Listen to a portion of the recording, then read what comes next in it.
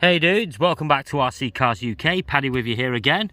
Now you can see we've got in front of us a Kyosho DRX. Now this isn't the VE, this is the VGP. So it's a nitro. Picked this up on Marketplace, £60 for the lot. It's pretty much bone stock. It's been used, obviously. It comes with a GP18 engine that they had in these. Owner stated that the head button was leaking. As you can see, there's a lot of waste gases and stuff and residue that have gone on there and made a bit of a mess, but found out actually he supplied a new head button and heatsink, but it actually turned out to be just a simple tightening of the bolts. I will be stripping this down though and doing a full restoration on this.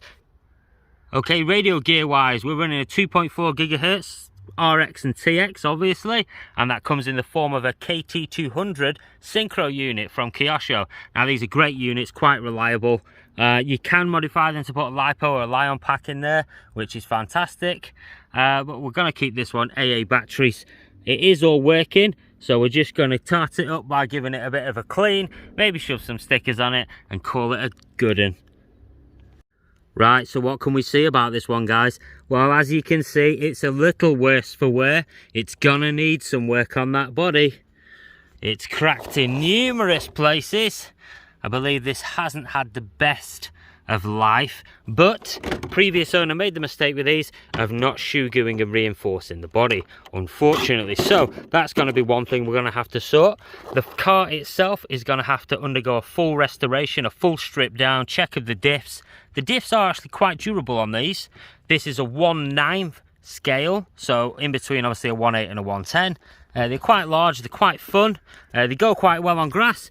There's a decent amount of ground clearance for a road car, rally car if you will.